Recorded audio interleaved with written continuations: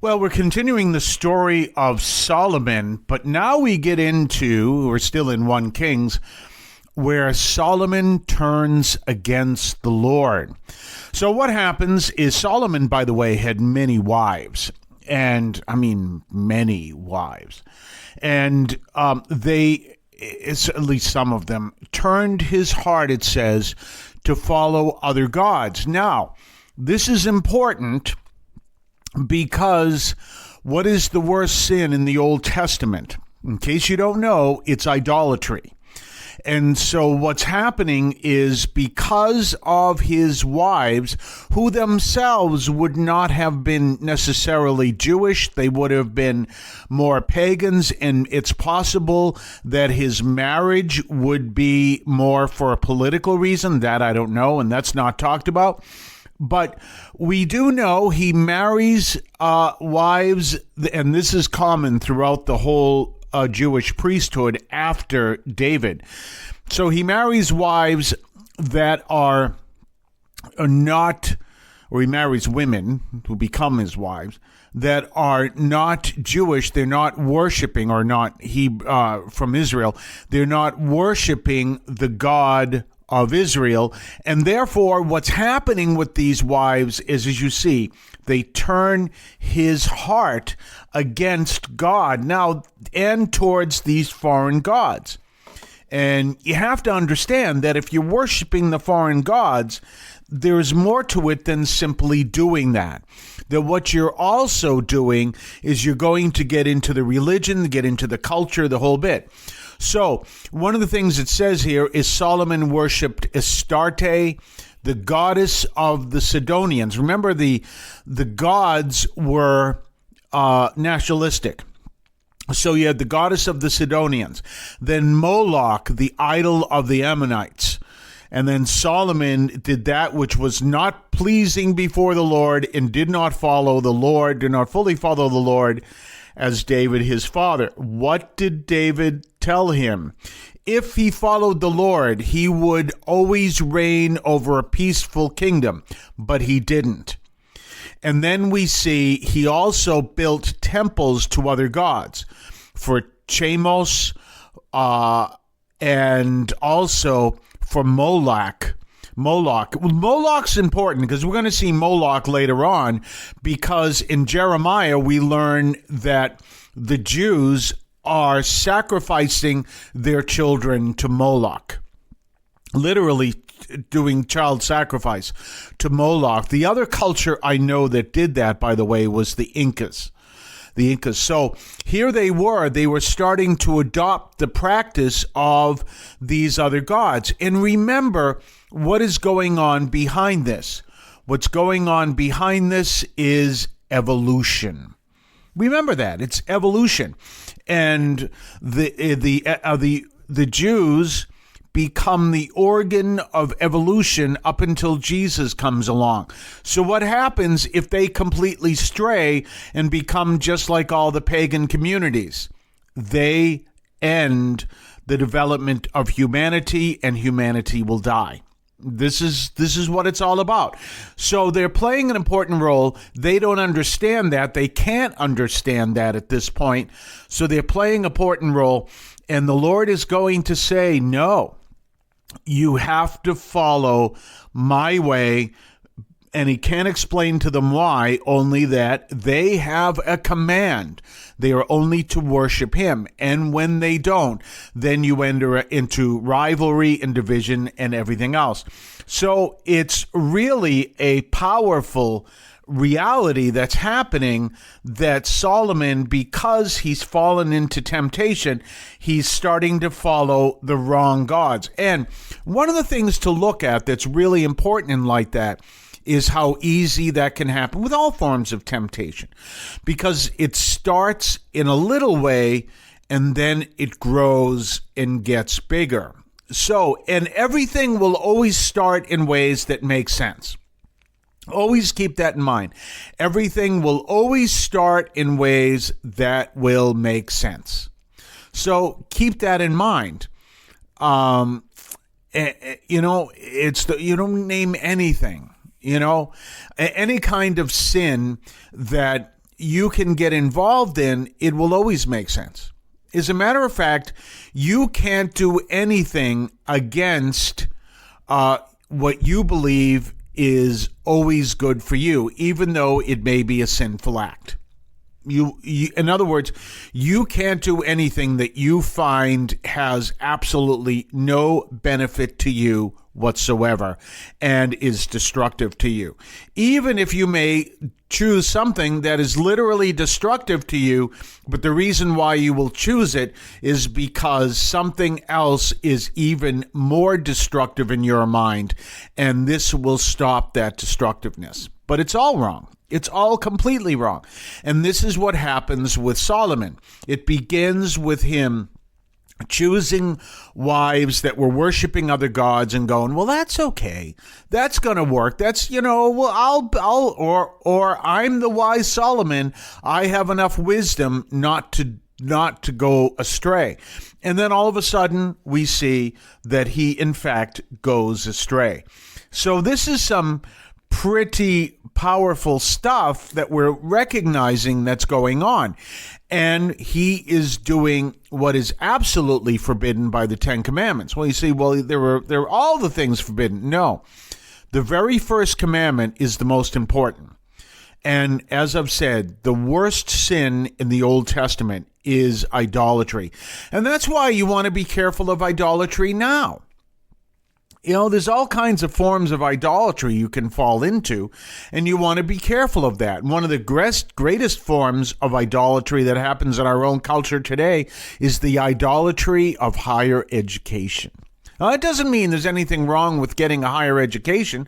It's an important thing to do. The idolatry is that we make it so important that we ignore God and we follow idolatry. I think one of the best examples I can name for you is Saul Alinsky's Rules for Radicals. Saul Alinsky's Rules for Radicals is dedicated to Lucifer. You want to know what's going wrong in our country today? People in the political world, especially on the left wing, embraced Saul Alinsky's Rules for Radicals, which knowing that it emulates Lucifer. And what I would be inclined to do or encourage people to do, if you walk into a classroom and you see that they're teaching the techniques out of that book, and you know that in order to pass that class, you have to embrace even the Lucifer part, drop the course. It doesn't mean, I've read the book. It doesn't mean don't read the book. It doesn't mean don't understand it, but don't be lost in this method, because there are other methods, and I always bring up Walter Wink, that are far more effective. But if you're embracing a method that emulates Lucifer, it's going to cause great trouble. And what is it that Lucifer wants more than anything else? Division. What is it that's the greatest problem in our country right now? Division. Where is a lot of that division coming from? Lucifer. Not literally, but you have a group that's used the techniques of... now, I'll give you a great example. And, in light of this, I know... I know my argument in favor of the Bad Bunny halftime show in the Super Bowl. I thought it was an excellent program, and I think people didn't like it just because they didn't like he's Puerto Rican, which is racism. I understand that. But what do you hear the left wing doing? They're bringing that excuse all the time for things that just are not racism.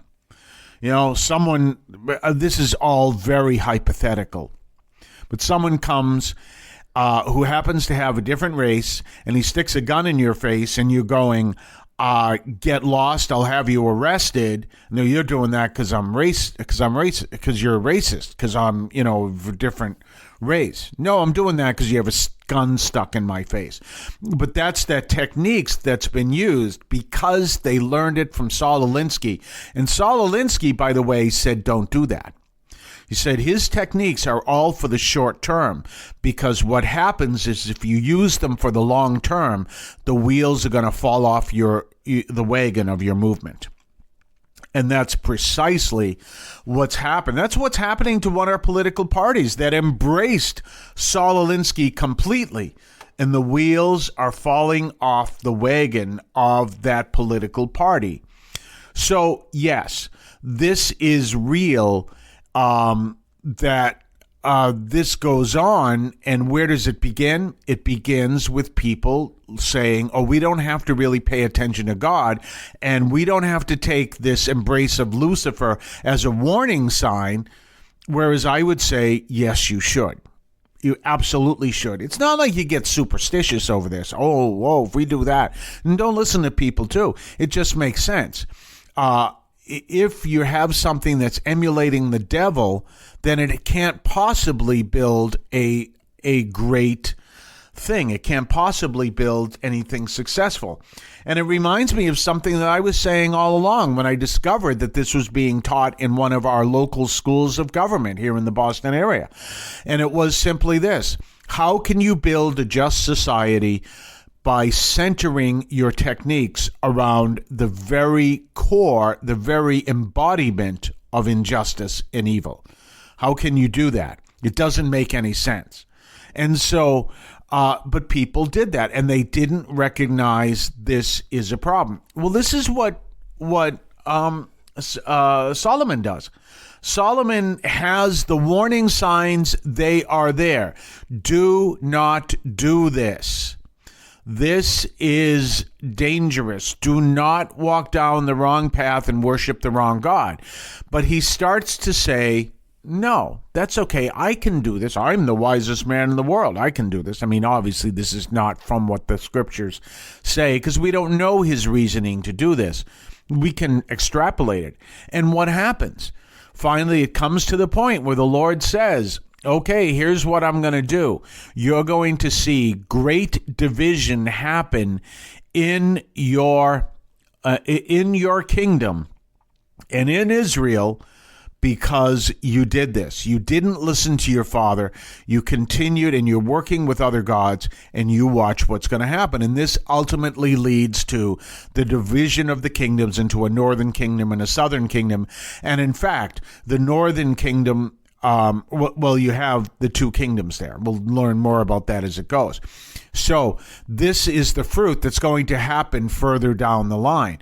But the Lord warned him. And why? Because you disobeyed God and you embraced what he said not to do, other gods. And again, one of them I brought up is Molech. We're going to learn about Molech in Jeremiah, as I said. So keeping all that in mind, and keep that in mind yourself. If you're sitting there, and now that we're heading towards Lent, it's a good time to talk about it.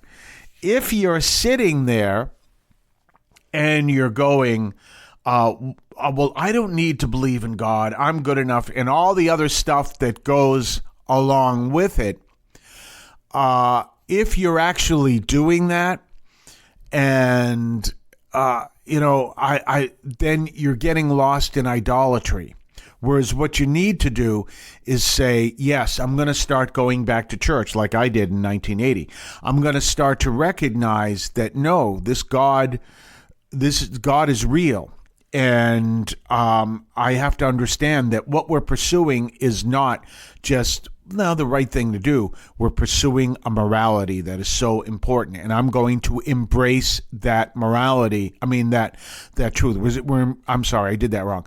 Not just embracing a morality, we're embracing a truth, and I'm going to seek and pursue that truth and live that truth, and that's what we're called to do.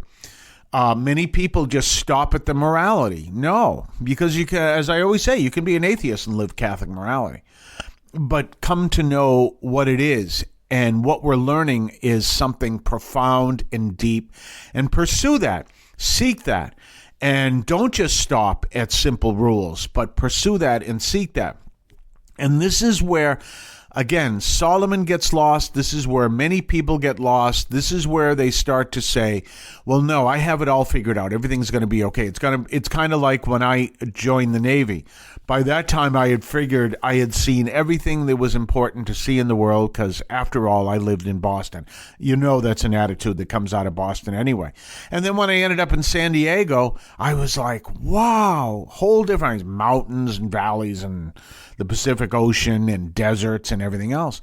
And it was a whole different reality. It was fascinating. Kind of maybe one of the things I can talk about on the other side of the break, which we are reaching.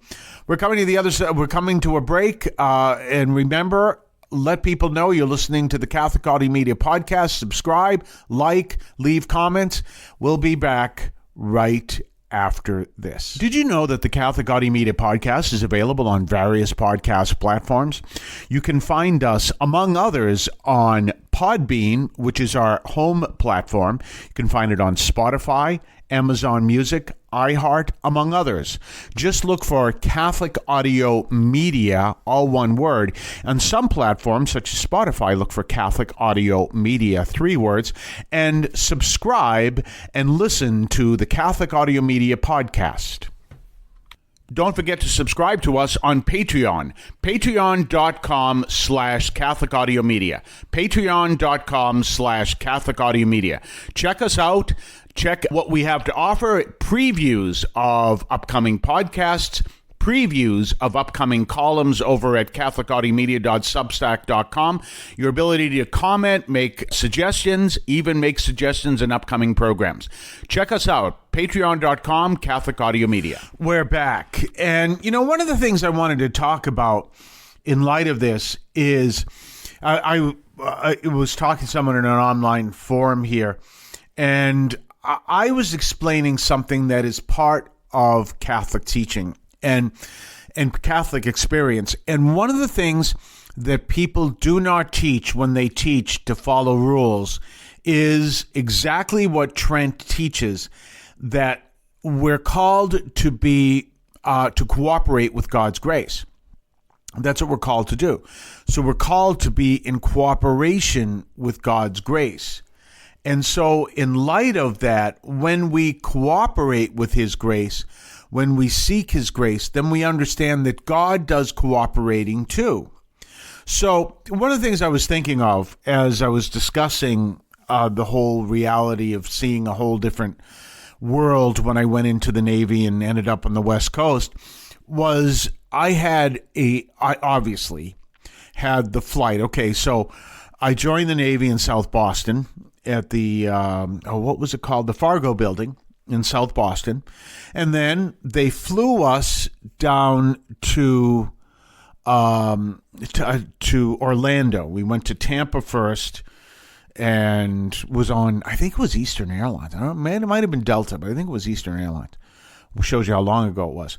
And then we flew into Orlando and all that experience. Well, then my next flight was from Boston to Los Angeles. And I think we might have made a stop someplace. So Boston to Los Angeles. And I'm sitting in there this flight. I've done boot camp. I'm now on my way to my A school in San Diego. And I'm just thinking over and over again, what did I do? It's 1978.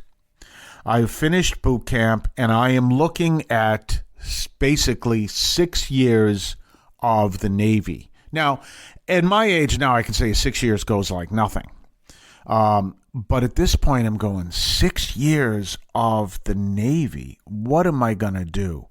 Not so much what I'm going to do with the Navy, but 6 years. It's all that time. And the time I was getting out of the Navy, which I did get out, was in 1984, which was so interesting as well. So I'm sitting there and just kind of looking out the window and seeing all the land go by and not fully understanding what I did. And then I listened to the man who was sitting next to me. I think we were one of those like wide bodies that had two seats and then 3 seats. So I must have been 2 seats. It wasn't first class, clearly. It was definitely coach. But turns out he was in the Air Force. He was an Air Force veteran. He's now doing some great work as a civilian, but he was in Air Force. And how long was he in the Air Force? 6 years.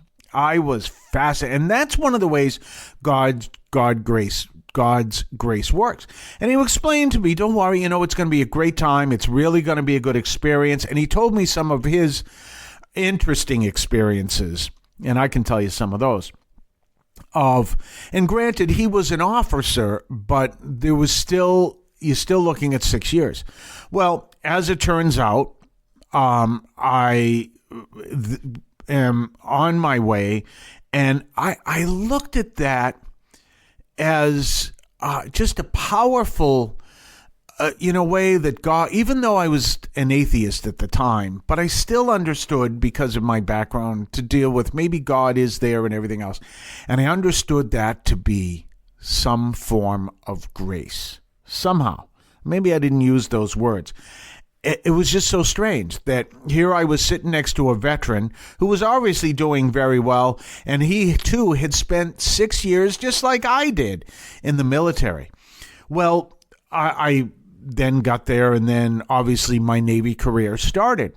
And I think one of the things that happened as well is that during my time, there was a fascinating story of this guy, one of these, he was a lower rank than I was, and he was struggling with being in the Navy. And I said to him, why? He says, well, this whole saluting of officers really bothers me.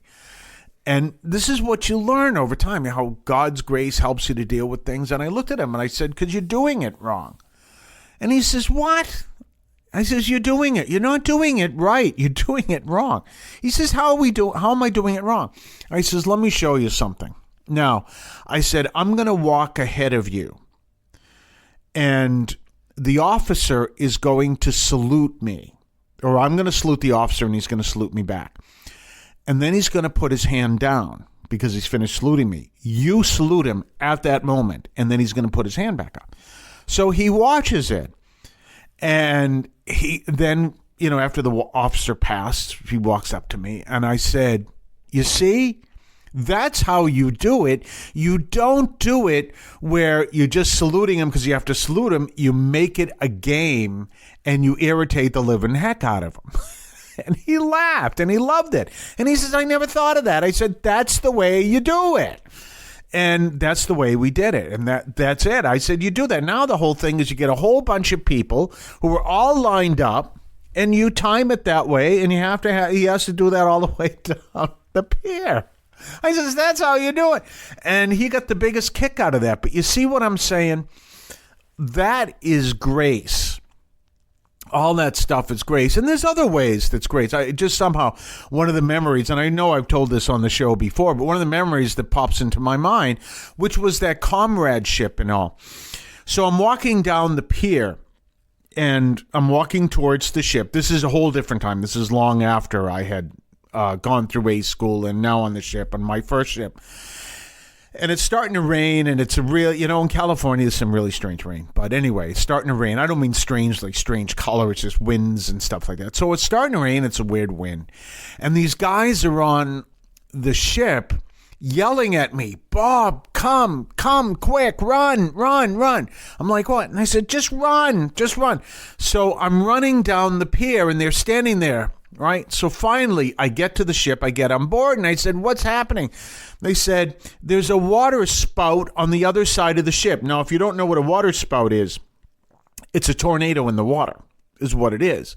They're usually not as harmful as a tornado, but they can be harmful. And they were saying no, because obviously if this water spout got near the pier, it could be a problem for me. So they were doing that to protect me. I was fascinated by that.